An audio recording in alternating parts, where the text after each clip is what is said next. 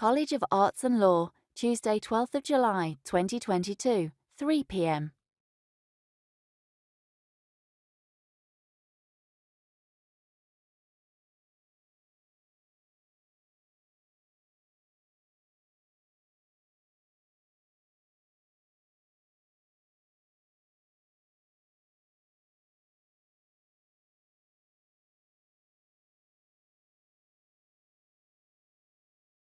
College of Arts and Law, Tuesday, 12th of July, 2022, 3 p.m.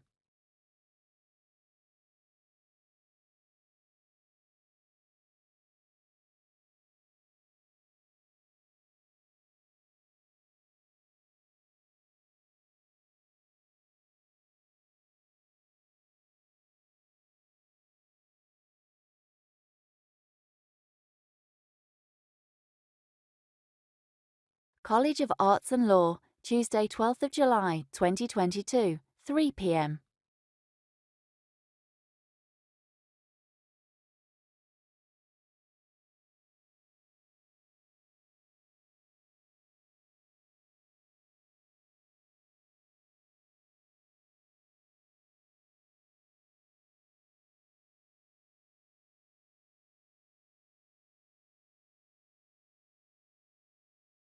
College of Arts and Law, Tuesday, 12th of July, 2022, 3 p.m.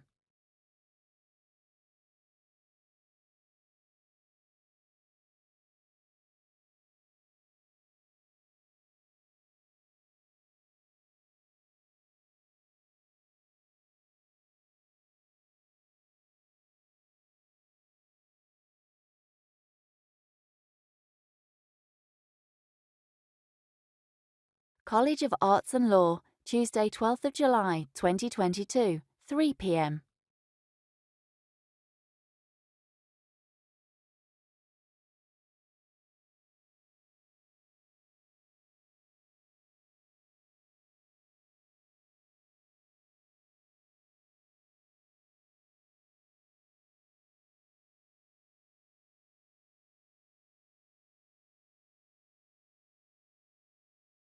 College of Arts and Law, Tuesday, 12th of July, 2022, 3 p.m.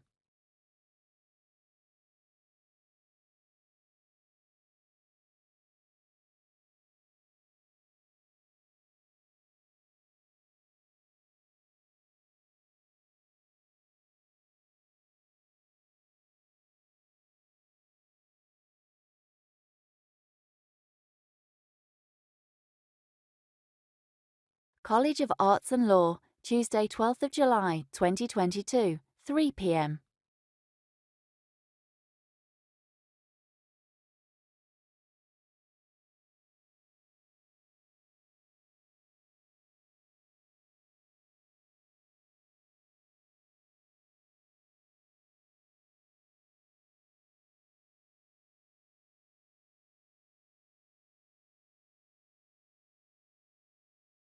College of Arts and Law, Tuesday, 12th of July, 2022, 3 p.m.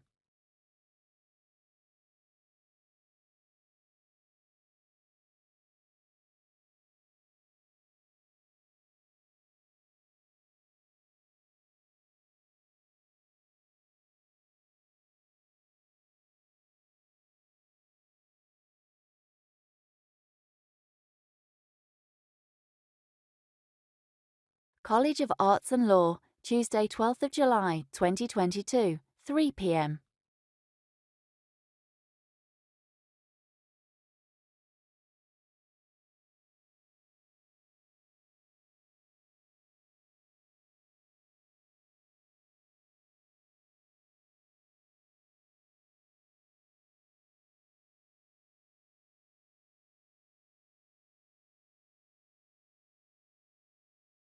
College of Arts and Law, Tuesday, 12th of July, 2022, 3 p.m.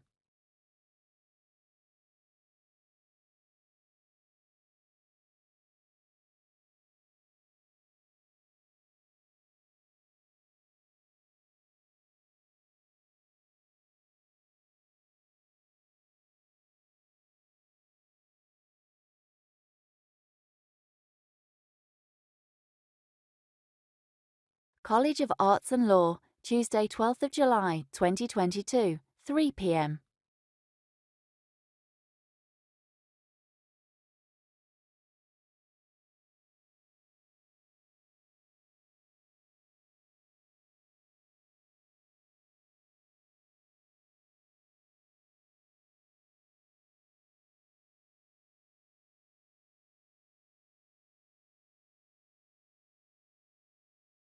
College of Arts and Law, Tuesday 12th of July 2022, 3 p.m.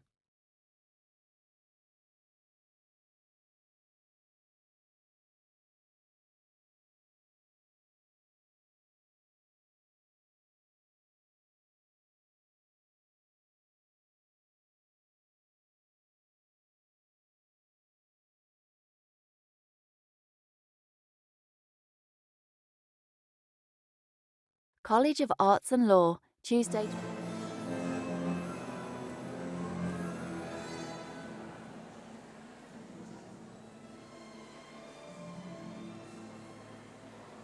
Congratulations to our University of Birmingham graduates. Here we are in the Grace Hall at the heart of the Edgbaston campus. Attendees, mostly graduates and their friends and family, are seated.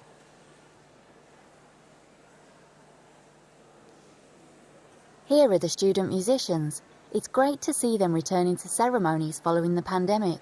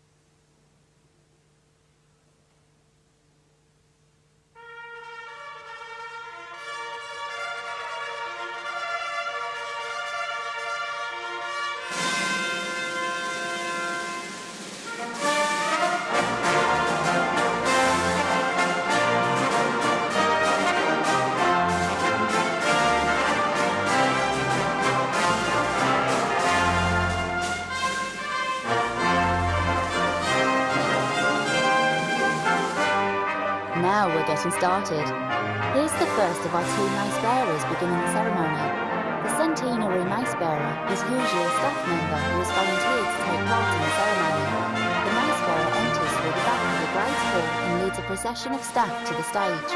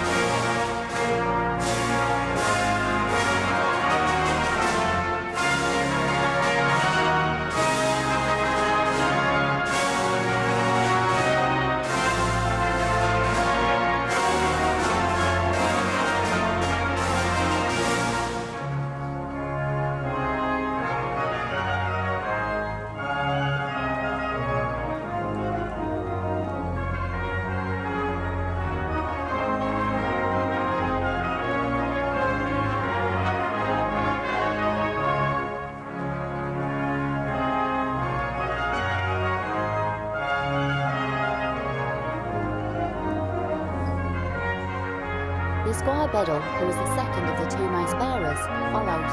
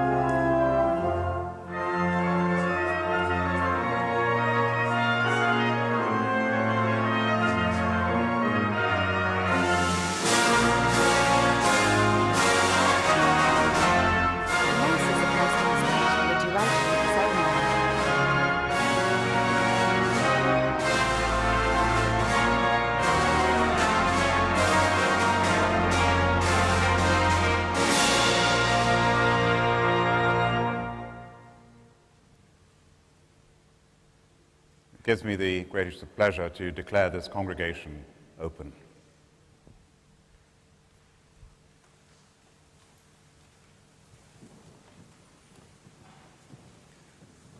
Good afternoon, everyone. My name's Professor Corey Ross. I'm Pro-Vice Chancellor and Head of the College of Arts and Law, and it's my pleasure to welcome you today to your graduation. And as we start our celebration here, let me just invite you for a moment just to look around you. I personally can't think of a better venue in which to celebrate all of your achievements. Because as you sit here in the Great Hall, you may just be able to glimpse some of the ghosts of all that's happened since it first opened more than 100 years ago. In recent times, you'll no doubt recall, many of you at the back, in recent times this has included row after row of desks set out for exams. Enough to strike fear into any student's hearts and remind those of us sitting up here of when we were in your place. On this stage, speakers have given countless lectures, speeches, opposing sides have engaged in heated debates. We've welcomed international conferences, religious festivals, celebratory dinners, and even the odd wedding or two. But this great hall has also had some less obvious uses over the years. If you'd been here, for example, during the First World War, you might have been a soldier returned from the front lines, or a nurse treating the wounded, when this hall was, of course, converted into a military hospital. In the Second World War, you could have been training hard on a pommel horse when it was converted into a gym. In the 60s, you'd have been watching the latest films at a pop-up cinema here. In the 70s and 80s, you might have been playing with the City of Birmingham Symphony Orchestra, which recorded 50 albums here over those 2 decades. And more recently, and decidedly less glamorously, you might have had a swab stuck up your nose at the Coving testing facility that was here. But you're now part of the history of this building, but more importantly, you're part of the history of this university. So, for your own history, just think back to when you first arrived here, or for those of you who started during the pandemic, when you first logged on to a Zoom call.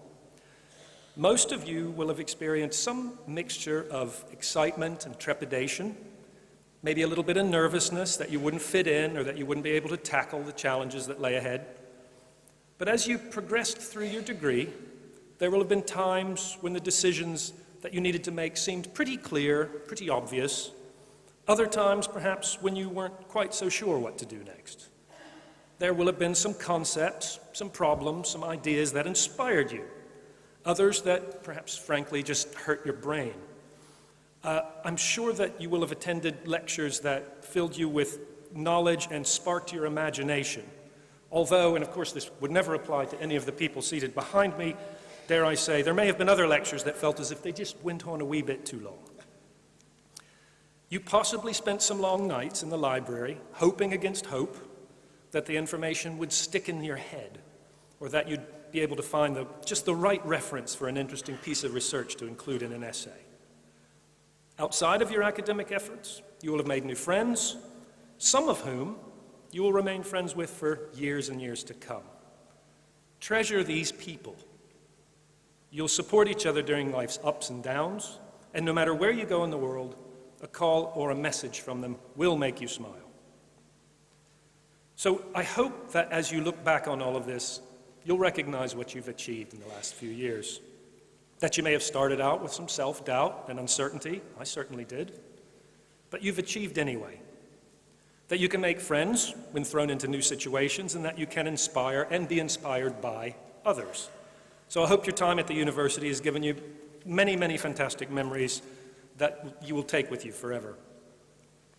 But as you reflect today on your experiences at Birmingham and on your graduation, you should rightly be proud of all of these personal qualities that you've shown. But I know that all of you will agree that you couldn't have done it by yourself.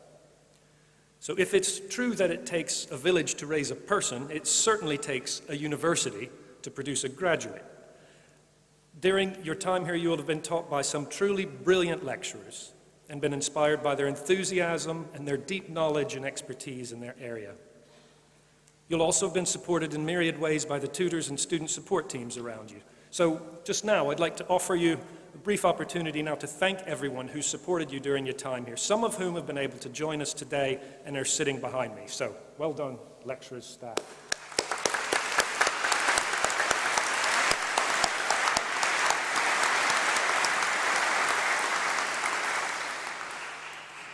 So I can see as I look out across the Great Hall that there are people in this room with very proud faces, and I know from experience that some of them will have a tear in their eye or maybe a lump in their throats as you walk up onto stage to graduate.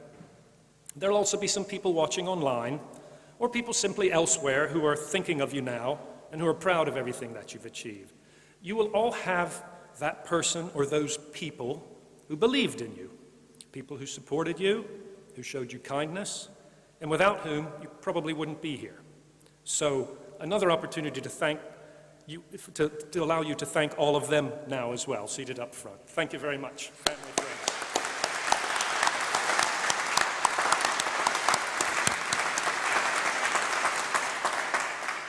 So very soon now, you'll come up onto the stage, and the Chancellor, Lord Billy Moria, will admit you to your degree. This is your moment, because when your name is read out, that will be the moment of your graduation.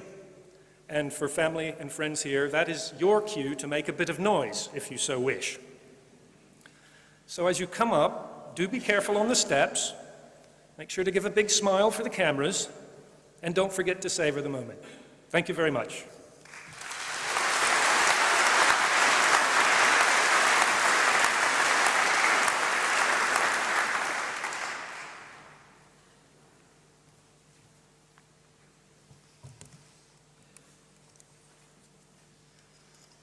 Now for the handing of the scrolls. The graduates will walk from the left of the stage to the centre and collect their scroll from the conferring officer. After they're congratulated, they'll walk off stage.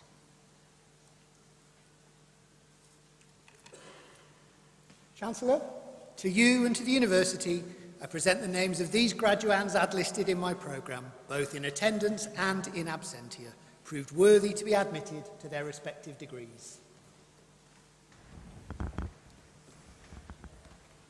By virtue Of my authority as Chancellor, I admit those persons listed in the programme to the degrees to which they are to be admitted. College of Arts and Law, School of English Drama and Creative Studies, Doctor of Philosophy, for research into D.H. Lawrence's travel writing, otherness and impressionism, William George Bateman.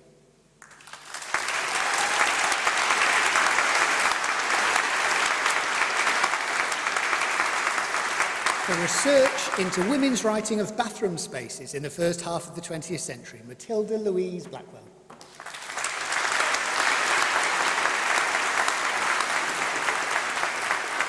For research into 20th century middlebrow fiction and satire, Daniel Adrian Buckingham.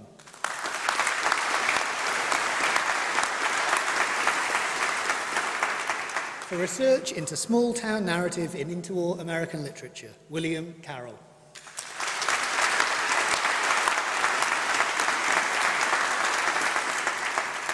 For research into the political philosophy of the NAACP and how it shaped the organisation, Gerard Francis Hill.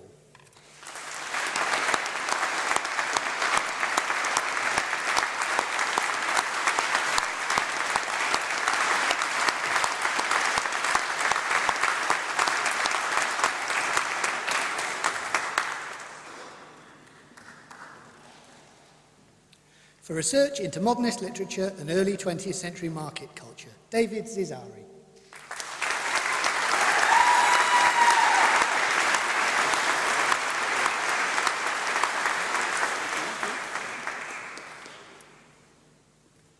Master of Arts, Literature and Culture, Bethany Hutton.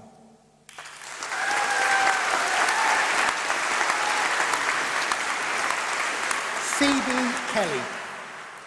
Phoebe Kelly.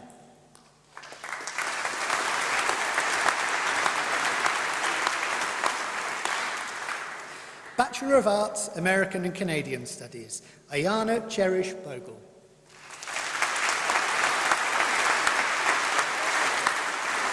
Catherine Reed.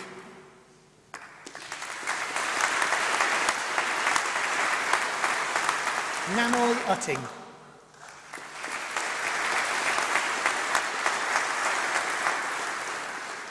Megan Ward.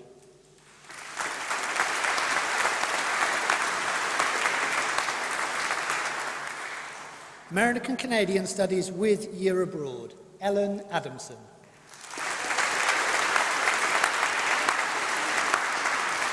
Madeline Cavaliero Knox. Hannah Politzer.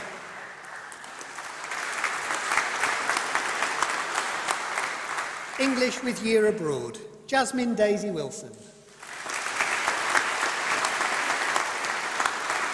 Rhiannon Wood.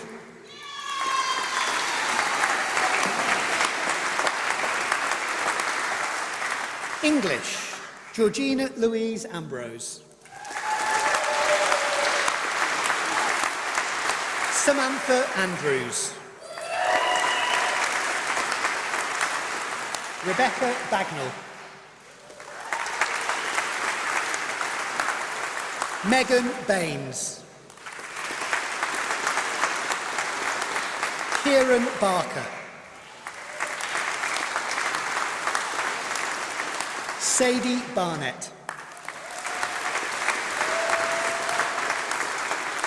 Caroline Bell. Georgia Berry.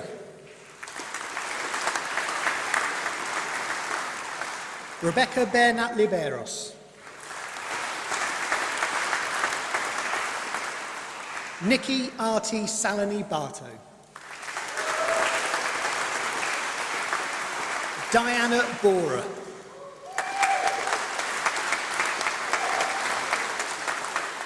Alicia Jade Bourne. Eleanor Zoe Bourne. Hannah Buck. Callum Burchett. Zoe Emily Bush. Bailey Byrne.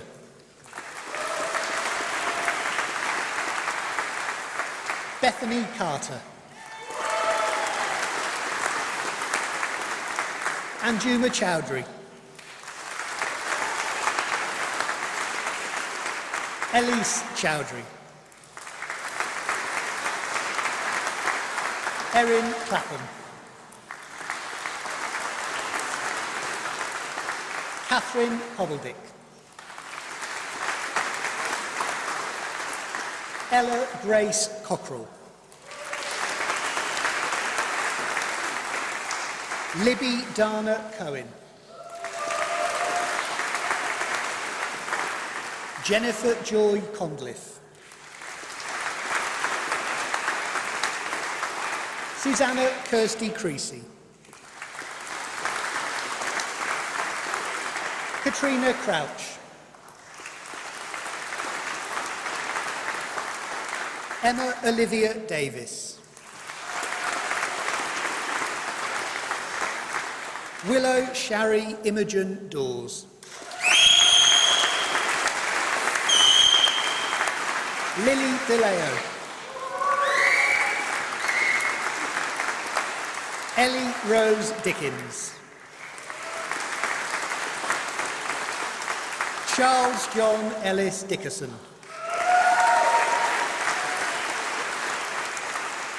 Isabel Julie Donnan. Alice Dowd.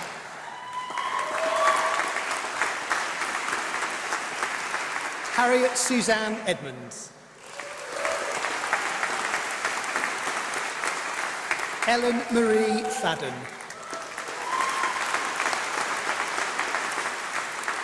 Saoirse Lingming Fitzpatrick.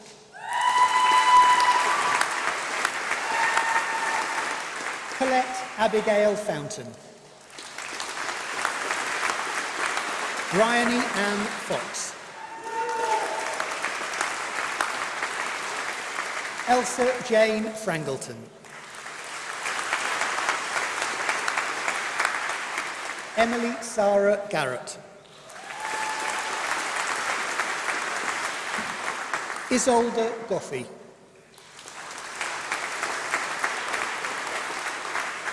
Anya Goland.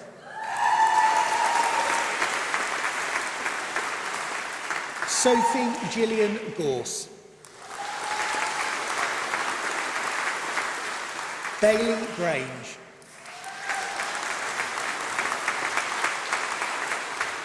Megan Grantham. Abigail Greenwood. Sophia Gruel.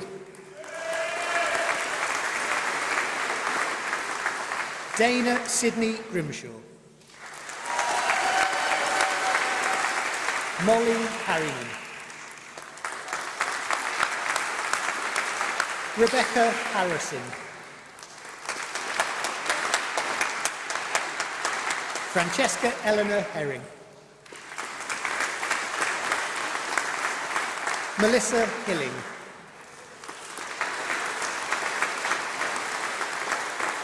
Saskia Hurst. Lucinda Ann Hogarth. Heather Jade Leonie Homer.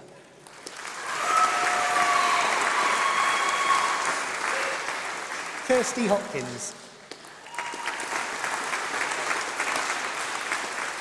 Alice Kate Hudson.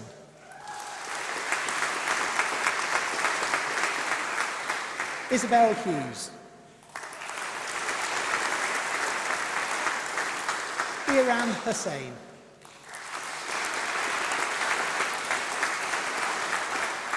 Jemima Jane Hines. Manisha Juma.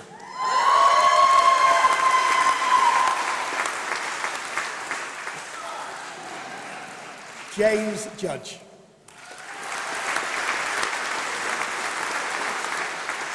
Anna Bernadette Elizabeth Keating.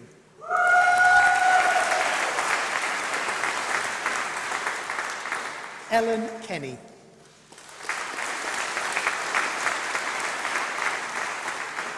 Jasmine Codadine.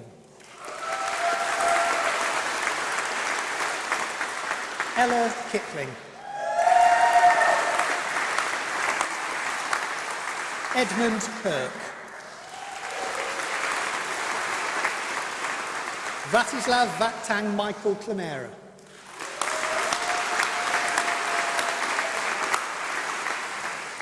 Grace Leppard.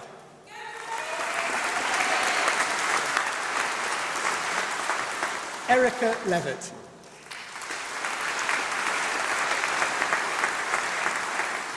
Jessica Lewis.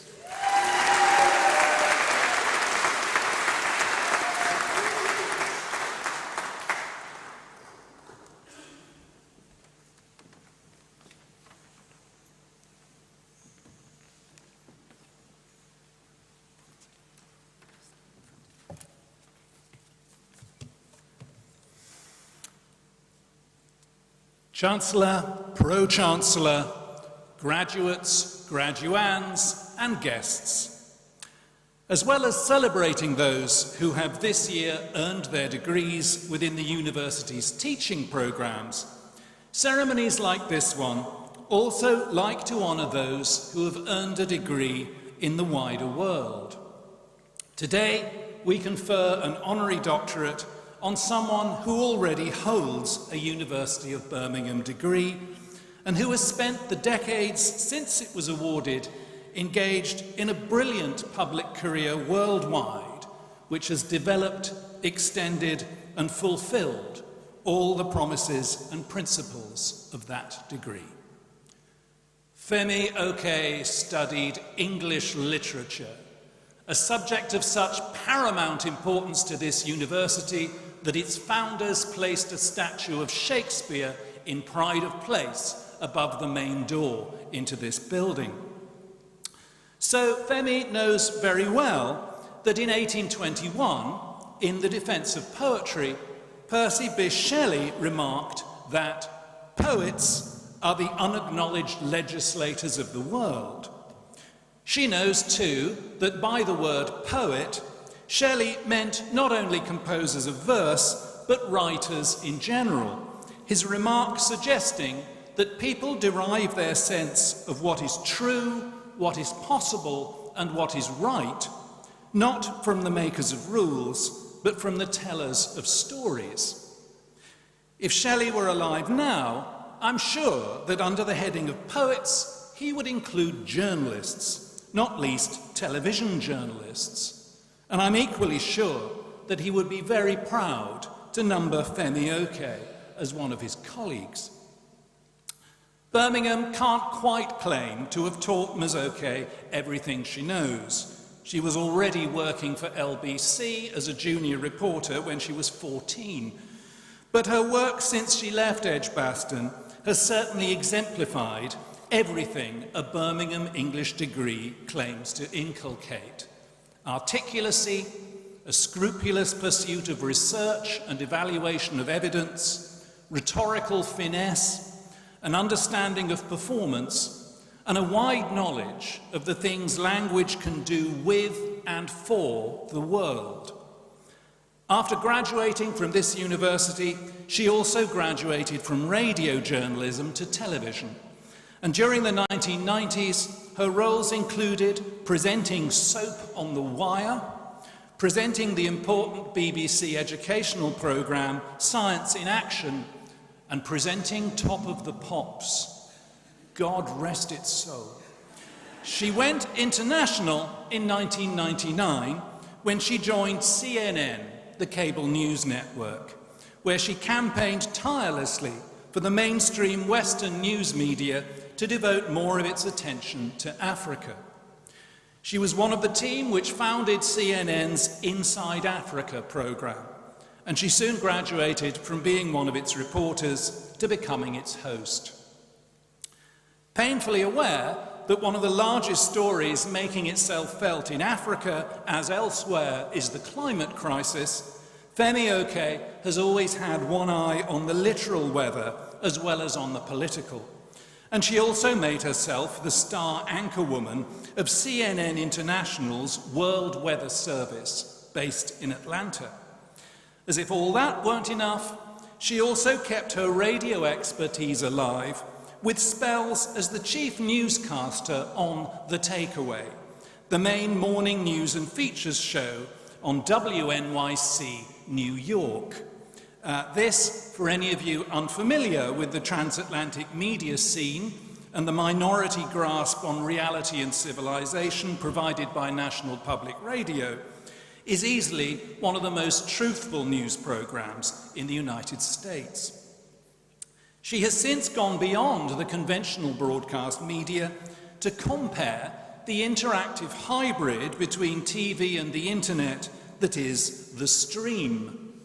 This is a truly global, serious talk program, hosted by Al Jazeera English on an axis between Doha, London, and Washington, D.C., which is live-streamed on YouTube as well as transmitted digitally, and whose viewers worldwide add questions and comments of their own to the conversation via the chat function and via social media.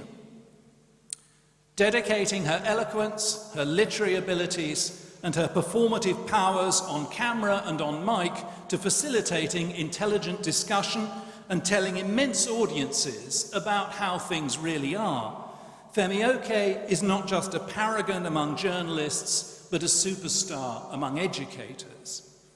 Passing on different aspects of the excellent education she received here and of the insights she has earned elsewhere, she has been in enormous international demand as a lecturer, as an advocate, and as a mentor. She has helped to train weather journalists in Argentina and Mozambique. She has spoken at universities from Liberia to Carolina. She has addressed the European Commission and the World Food Programme, and she has worked for the United Nations Development Programme in New York, in Monrovia, in Nairobi. Informally, to all of you graduating with English literature degrees today, I say the following: please try to be more like Femi Oke. More formally, I say the following: Chancellor, to you and to the university, I present Femi Oke, deemed worthy of admission to the degree of Doctor of Letters, honoris causa.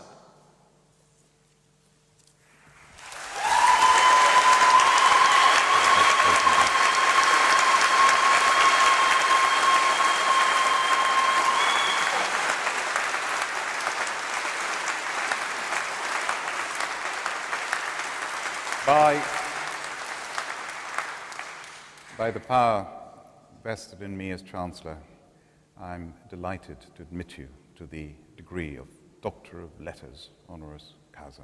Congratulations. Thank you.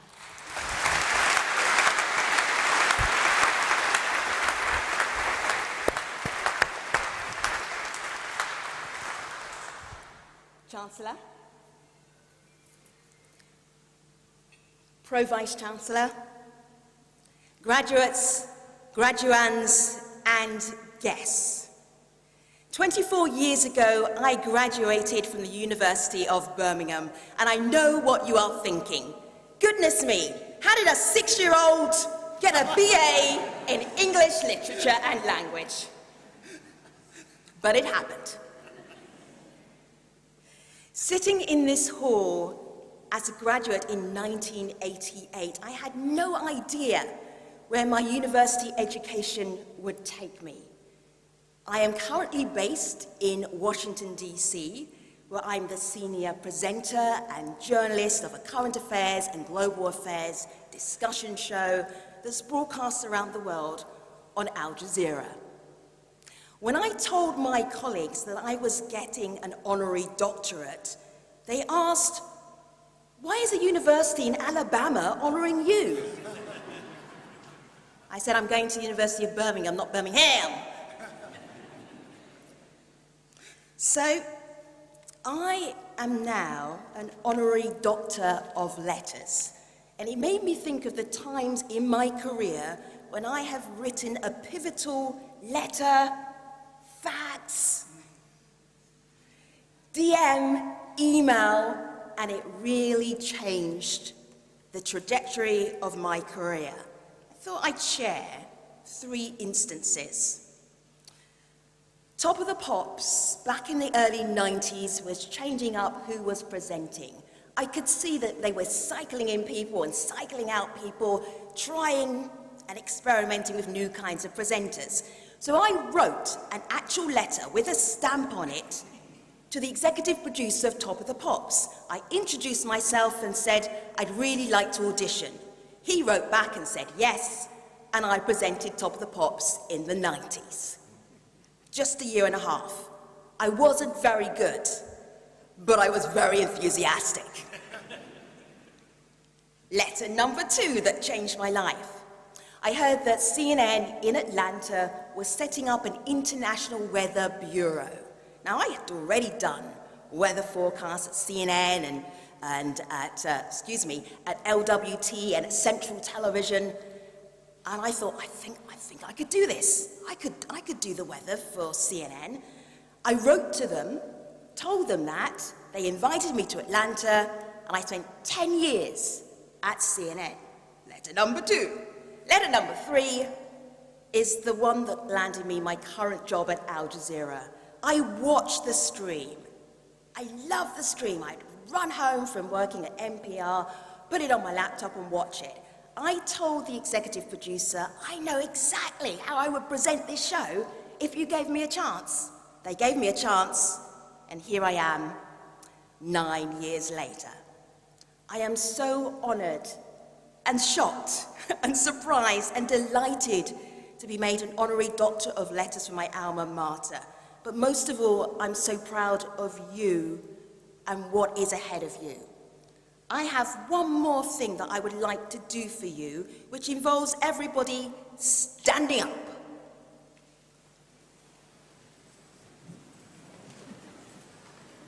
Very good.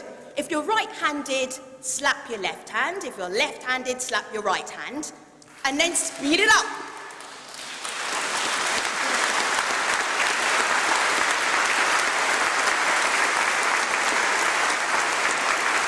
Okay.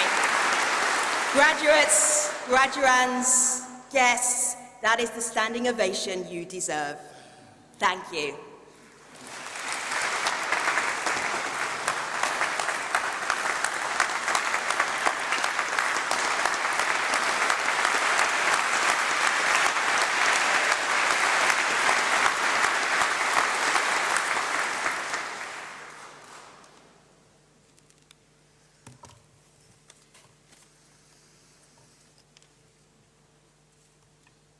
Chancellor, to you and to the University, I present the names of these graduands as listed in my programme, both in attendance and in absentia, proved worthy to be admitted to their respective degrees.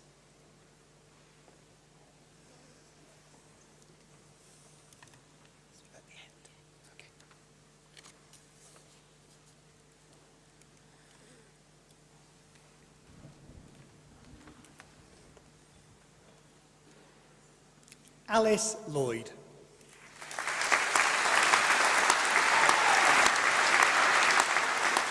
Neve Lomax.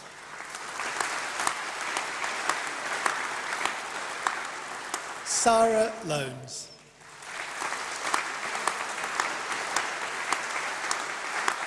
Holly Lowe.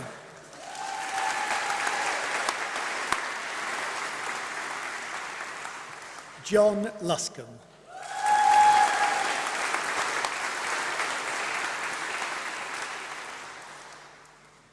Ellie MacDonald.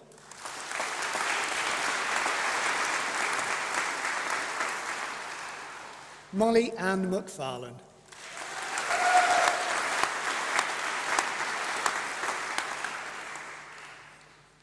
Martha Laura Mackin.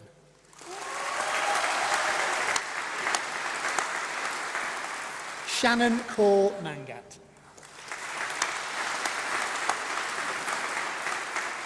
Eleanor Hayden Mayo. Ella McGuinness.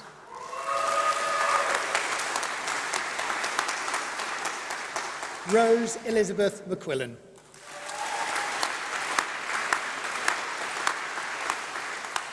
Chloe Jade Melvin.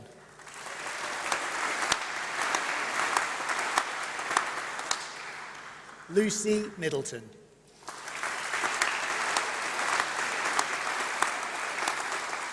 Olivia Millett.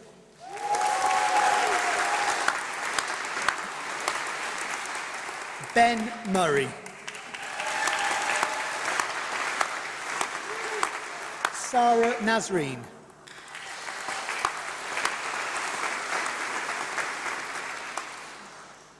Hope Nath.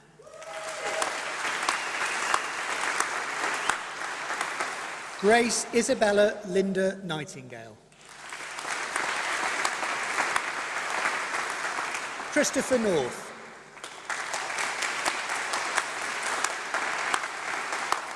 Amira Osborne.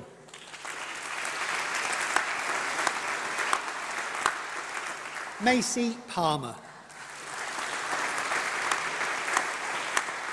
Kajal Patel. Ria Fagura.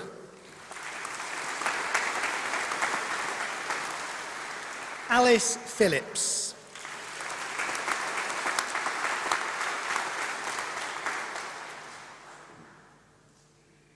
Mia Rose Pinfold.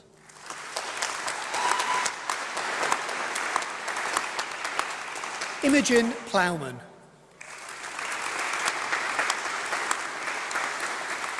Susanna Bethan Rachel Povell.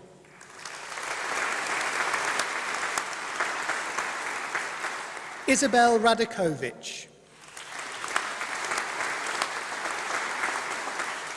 Sophia Razab. Olivia Beth Redfern. James Redmond.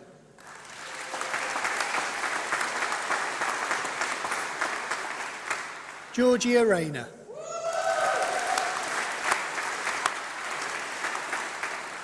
Emma Mary Reynolds.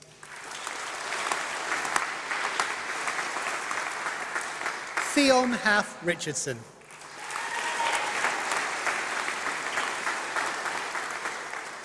Abby Riley.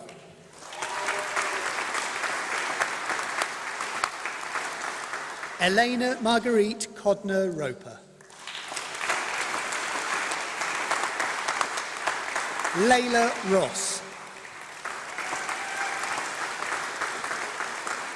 Grace Sedgley. Rafika Hannan Shah.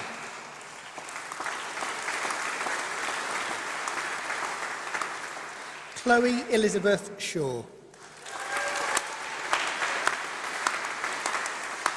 Luke Andrew Sheldon. Lily Megan Angela Shields. Liam Skidmore.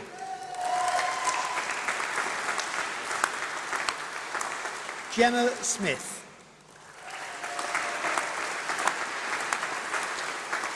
Layla Sneary.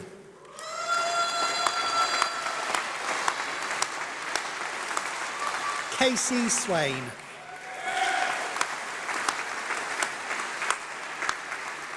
Charlotte Holly Thornton. Sarah Victoria Tyra. Lale Unsel.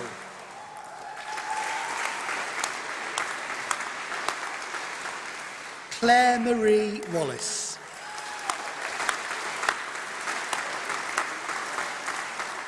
Harriet Georgina April Weavers. Josephine Wellington.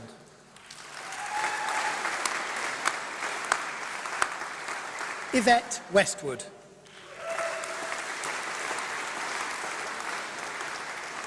Rebecca Worley.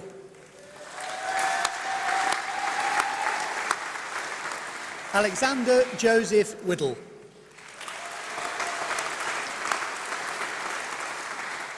Freya Williams. Tegan Jade Madison Williams.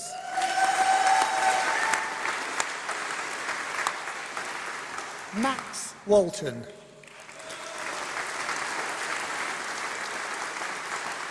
Isabel Alexandra Wood. Emma Woodhouse.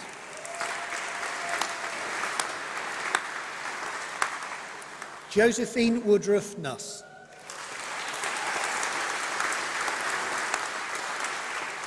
Isabel Rose Workman. Wasmin Zareen.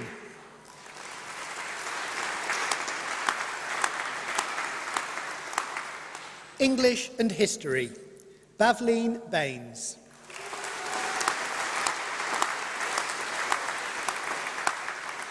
Lucy Rebecca Dodd.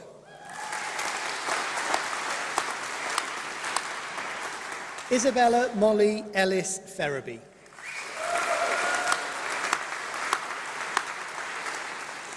Rini Joy Forjaw. Megan Ashling Green. Sophie Chan Judd. Mairead Kearney. Zane Calfey.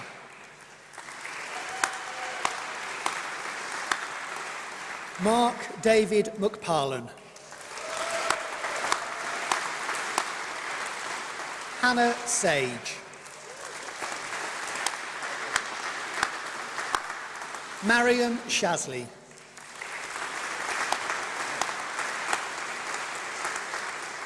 Harriet Elizabeth Swan.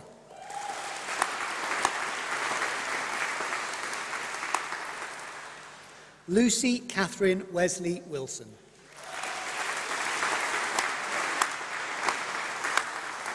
Lydia Josephine Wright.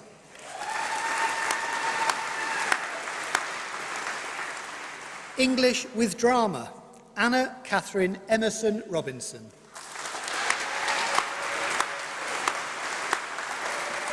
English with History, Ella McCabe.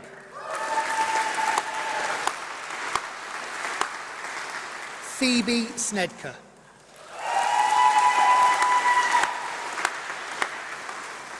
English with History of Art, Sarah Wosley.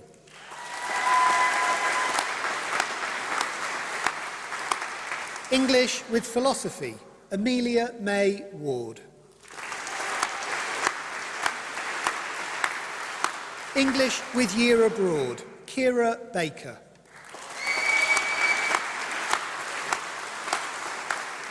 Sydney Louise Lignac.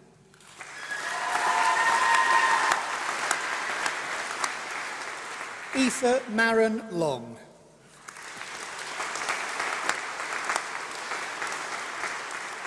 Benjamin Harry Munro.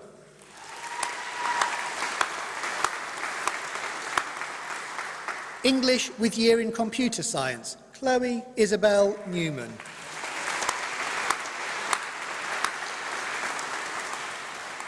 English, Sarah Murray.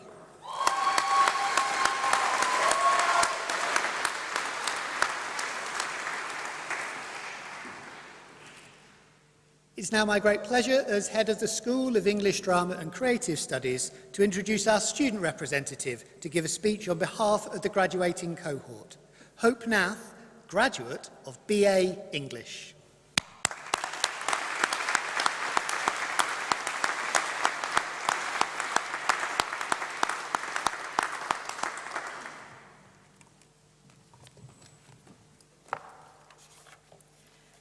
Good afternoon, everyone. My name is Hope Nath, and I'm the school representative for the EDAX department.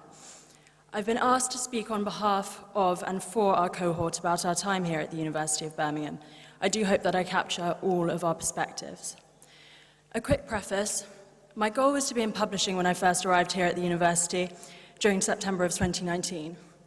3 lockdowns and an epiphany later, I'm going on to do an MSc in Sustainable Development. What I wish to convey here is how much space there is for individual growth at this university. Over the 3 years I have been studying here, my course has taught me invaluable communicative skills, allowed and even encouraged the development of new goals, and aided in my attainment of them. I'd personally like to thank the Careers Department, in particular Leslie Griffiths, for her continued efforts to ensure that we all have the best chance of achieving our goals. Now, for those of you who don't want to hear about how the pandemic has affected our lives over the past 3 years again, you're granted a 90-second nap. Sarah was joking. So COVID. I think each of us will remember the day we realized the global severity of it. Many of us will feel the first lockdown was much like a fever dream with far too much banana bread and far too little toilet paper, but a fever dream nonetheless. The university was quick to adapt to online learning, a huge shift for both students and professors. When I'm apprehensive about something, my mum always says it will be fine.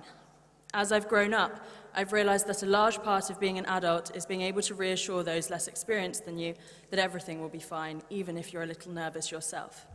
A special thanks to the professors for putting on such a brave face in the midst of such an uncertain time is here.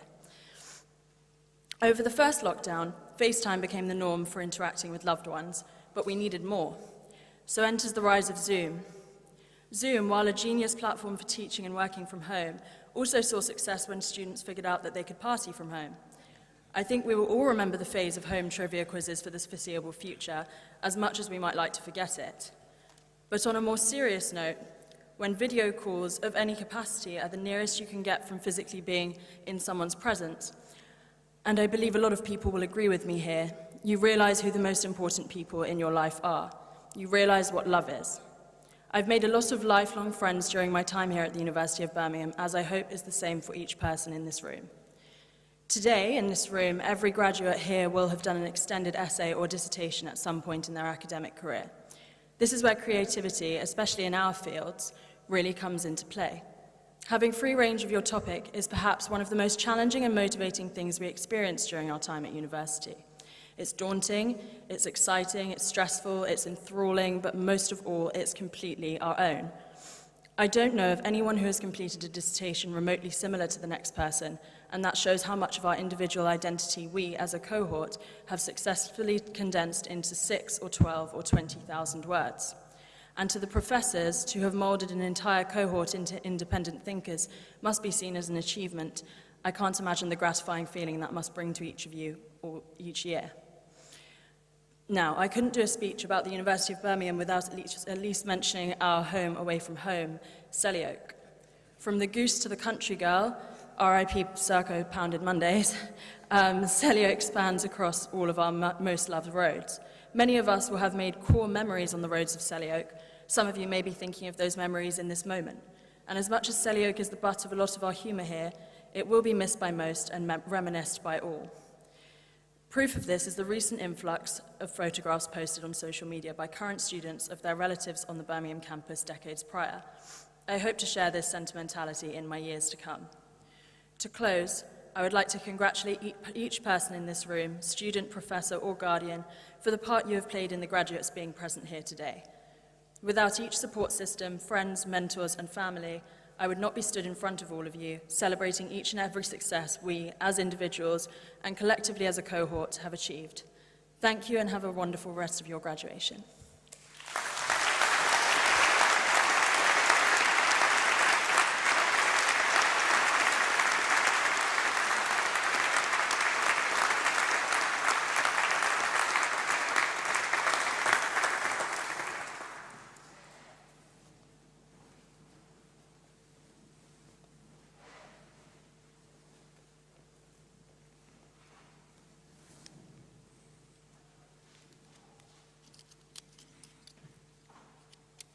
You started this ceremony as graduands. You are now graduates. Congratulations.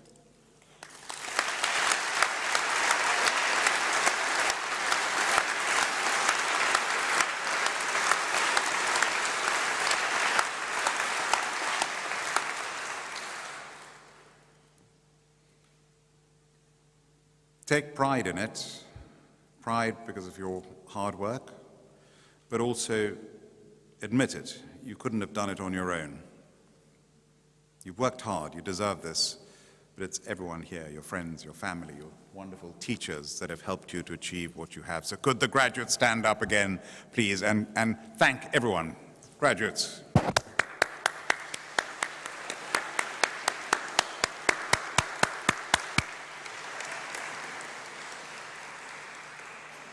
And please be seated. Please take pride that you have graduated from one of the best universities in this country. I'll go further. One of the top 100 universities in the world. That's the University of Birmingham, Russell Group University, one of the biggest universities in the UK, and has going from strength to strength. So congratulations on that. Take pride in that. I'd like to thank Professor Corey Ross for taking part in the ceremony. Thank Professor Michael Dobson, our university orator, who is, of course, also head of our Shakespeare Institute in Stratford-upon-Avon. And it is particularly pertinent to the graduates today. He is a world authority on William Shakespeare. And I can't wait to tell my mother, my 87-year-old mother, no, I shouldn't exaggerate, 86-year-old mother, my 86-year-old mother, who lives in India, who is a graduate of this university, and she read English and history of art. So she'll be absolutely thrilled about this particular ceremony. Thank you to Professor Tom Lockwood as well, presiding over the ceremony. As for our honorary graduate, Femi, many, many congratulations to you. Welcome back to your alma mater. You are now a doctor. Congratulations. So.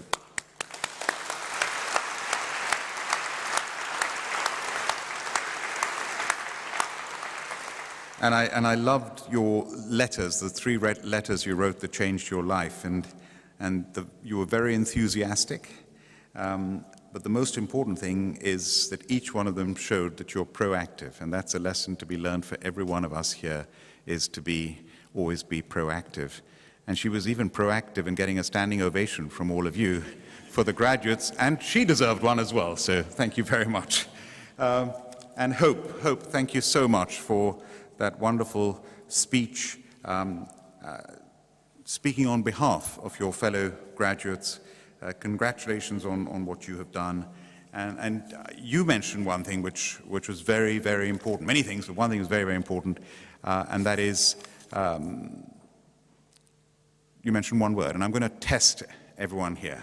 Okay? No right or wrong answer. Please, I'll tell you why I'm asking you this question.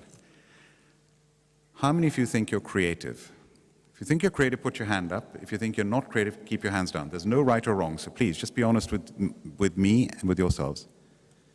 I see. Keep them down. Okay, thank you. So whenever I ask this question around the world, I get about half and half. Half the hands go up, half the hands stay down.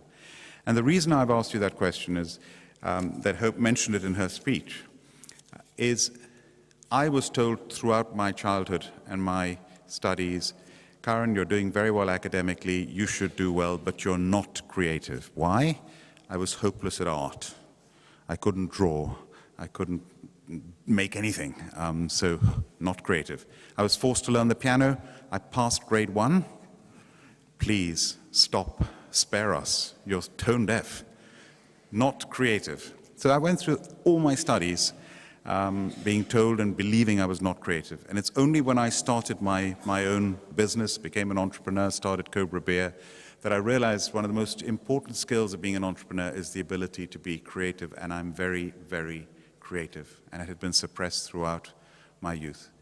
And I think being creative is the most important skill, whatever you do in life, and every one of us, even those of you who didn't put your hands up, have the ability to be creative. If only we could encourage our children from a young age in every school in this country to unleash that creative potential that exists within every child, I tell you, our GDP would just rocket. So be creative, and very, very important point that you made there. So I've been Chancellor here for 8 years, very proud. I've been in the House of Lords for 16 years. When I joined in 2006, I was one of the 3 youngest peers in the House. I'm still one of the younger peers in the House. and our average age is 70. For the last 2 years, I continue to run my business, Cobra Beer, a joint venture with a large American giant, Molson Coors. And for the last 2 years, I've been privileged to be president of the Confederation of British Industry, the CBI, the biggest business organization in the country. Little did I know when I accepted that job that I would be known as the crisis president. From Brexit to the pandemic, to the sad war in Ukraine, to strikes, and. So as Chancellor, it's my great privilege to be with all of you. This university, 1900, founded in 1900, England's first civic university. You walk down the corridors on either side, you will see great inspiration. 10 Nobel Prize winners on your left. One of them, Sir Peter Medawar, who won a Nobel Prize for his work on organ transplants. You'll also see the work of 2 dentists who've invented the first airbags after treating servicemen with severe facial injuries from vehicle accidents sustained during the First World War. So our research is fantastic, and I make this point time and again. This little country, the United Kingdom, 1% of the world's population, we produce 16% of the world's leading research papers. We punch well above our weight. And on that note, I want to thank our Chair of Council, our Chair of Governors, my Pro-Chancellor, Mervyn Walker, who's over here. And just before the ceremony, we were celebrating this university's performance in the latest Research Excellence Framework. It's only done once every 7 or 8 years, and the last one was done before I became Chancellor. We are doing incredibly well at this university. Our research is outstanding, and that's the word used, by the way. It's not an exaggeration. It is outstanding. When you go to the Bramall Auditorium on the right, a state-of-the-art concert theatre, of course, it's music culture from Sister Bliss, The Cure, to Joy Division's last ever concert, to Elgar being our first professor of music at this university. You go to Dubai, and we're the first Russell Group University to open up a campus in Dubai. It is the most modern university campus in the world, AI-enabled with Siemens, thousands of sensors everywhere. I was there twice over the last few months, and one of the times was because of the Commonwealth Games that are going to be taking place at the end of this month and beginning of August, right here in Birmingham. And I was a baton bearer, and the baton has gone all around the world. I was very proud to be a baton bearer. The point I'm making is this university has designed that baton. That baton measured the air quality and air pollution all around the world, to every one of the 72 territories and countries it went to. Research being conducted over here. We are playing a bigger role than any universities ever played at any Commonwealth Games in history. The Athletes' Village is on this campus. Squash is going to be on this campus. Hockey is going to be on this campus. Our students are going to be representing their countries in 9 sports, including swimming, judo, and athletics. And 1/3 of the English women's hockey team studied at Birmingham University. So we are top in sports, always top in sports, always one of the highest ranked sports science universities in the world. And I'm so proud of everything that we're going to be doing. You're going to get jobs, by the way. If you haven't got a job already, guaranteed you're going to get jobs. Because our job ratings, one of the highest of any university in the United Kingdom. And the next chapter of your lives, let me say this. You walk out of that door, you will be joining 300,000 Birmingham alumni. You walk out of that door, it's Hotel California. You can check out anytime you want, but you can never leave. Because you will forever be a part of the University of Birmingham family, and we will be grateful for that. This is your family for life. And if you were graduating from an American university, when I became an alumnus of an American university, they sent me an email the next day asking me for money. We are a little, please do give money when the time comes. But seriously, it's not just, this is benefaction. The land that we're on is benefaction from the Calthorpe family. The benefaction is what makes these universities like ours great universities. But it's not just benefaction money. It's your time, it's your mentoring, it's your love of this institution that you want to keep putting back. The friends you've made are lifelong friends.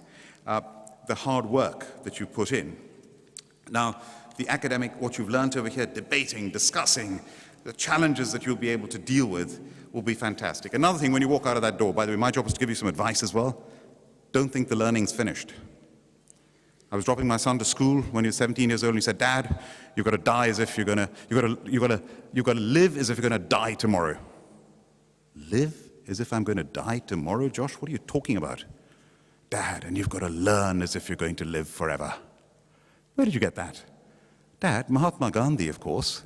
So the learning never, ever stops. Non-stop learning right through your lives. How many of you are international students? Can you put your hands up, those who graduated? Amongst you, any international students? Hands up, please. Any? No international students? One. Can I just see any more? Okay, we've got one in this. In many of our cohorts, sometimes half the hands go up as international students. So thank you to our international students for what you do for this country, for our university, and for enriching the experience of our students. So I think international students, huge round of applause, please.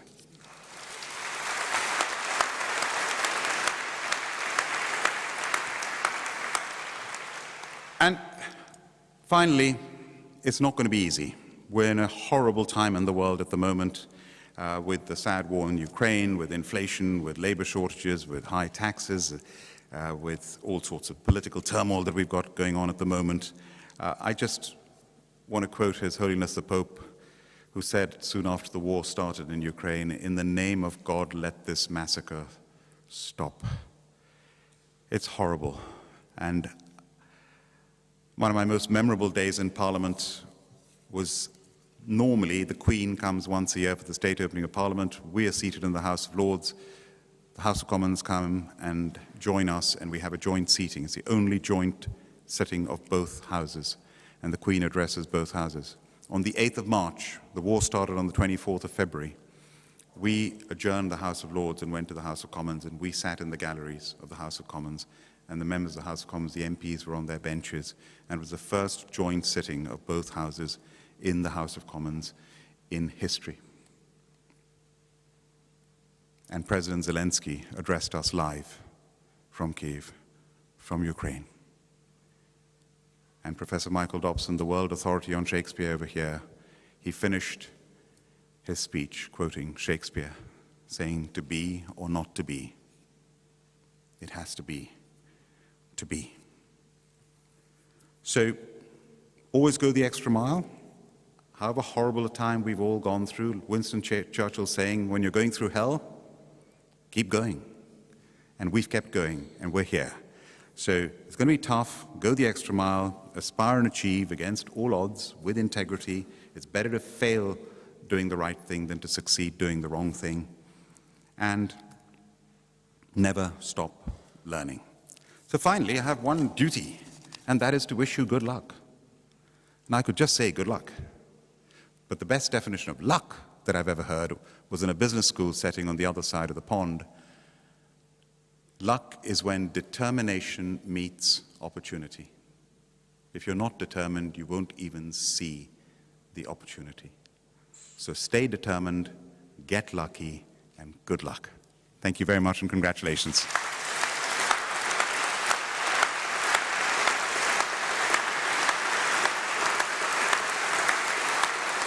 Thank you.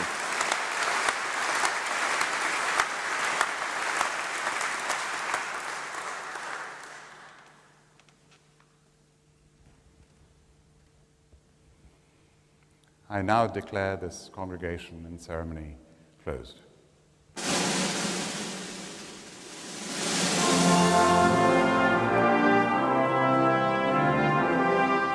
Congratulations to our new graduates. The attendees applaud our new graduating class.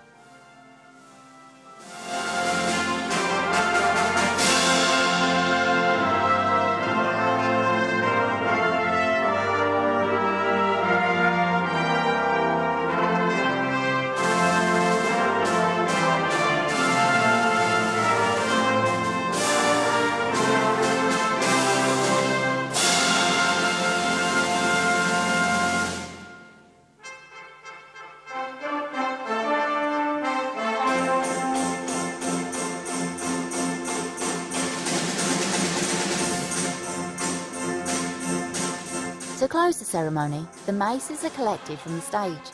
The mace bearers lead the procession of staff and new graduates out of the Great Hall. The ceremony that completes the university journey for hundreds of Birmingham alumni is now closed.